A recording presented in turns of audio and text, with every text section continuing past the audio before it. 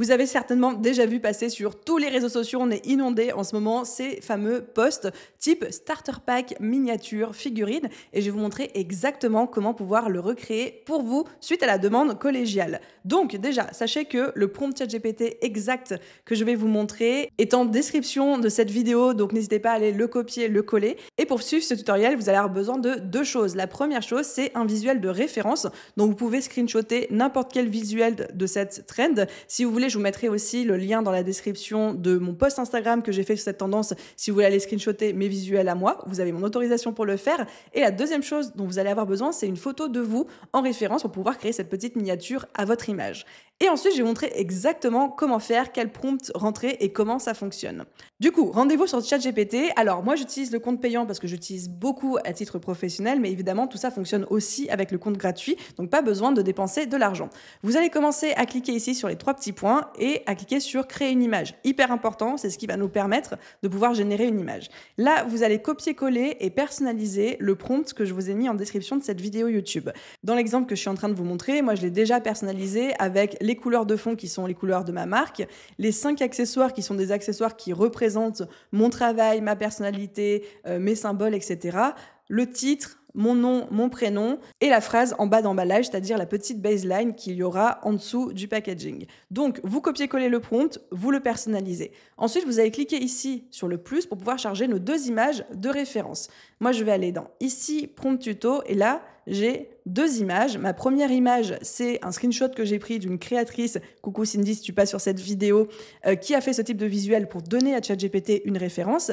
Et la seconde image, ici, est une photo de moi tout simplement pour que ChatGPT puisse reproduire, en tout cas il va essayer mon visage. Et on voit bien que ici, dans l'ordre, on a image de référence, image numéro 1, une figurine à mon image, base-toi sur l'image numéro 2. Donc, important de les uploader dans cet ordre-là. Une fois que ça c'est rempli, une fois que vous avez uploadé vos images, une fois que le prompt est personnalisé, c'est tout bon. Vous n'avez plus qu'à cliquer sur envoyer et ChatGPT va s'occuper de générer votre image. Ça va prendre quelques minutes. Généralement, ça prend 2 à 3 minutes maximum. Mais vous allez voir, le rendu souvent est assez fou.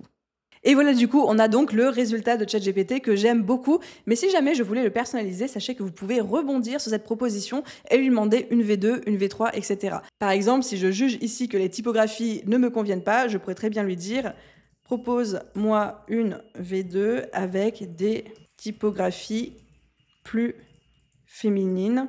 En attendant qu'il génère la V2, ce que je vous encourage à faire si vous êtes entrepreneur ou créateur de contenu, c'est de vous approprier cette trend au-delà de juste vous dire « je vais créer le starter pack du mini-mois qui est la trend que tout le monde fait », essayez d'aller encore plus loin. Par exemple, ce que j'ai fait de mon côté, c'est que j'ai découpé mon audience en 5 archétypes d'entrepreneuses et j'ai créé un avatar presque caricatural pour chacune d'entre elles. J'ai posté ça sous forme de carrousel sur mon compte Instagram et j'ai demandé à mon audience dans quel archétype elle se reconnaissait le plus. Donc vous pouvez faire ça avec vos archétypes de clients, vous pouvez faire ça aussi avec des grandes caricatures, des grands mythes aussi de votre industrie. Vous pouvez faire ça avec les différentes casquettes de votre métier que vous pouvez avoir au quotidien. Bref, il y a plein de manières de s'approprier cette tendance quand on est entrepreneur / créateur de contenu pour ne pas faire que de parler de nous, mais de parler aussi de notre audience.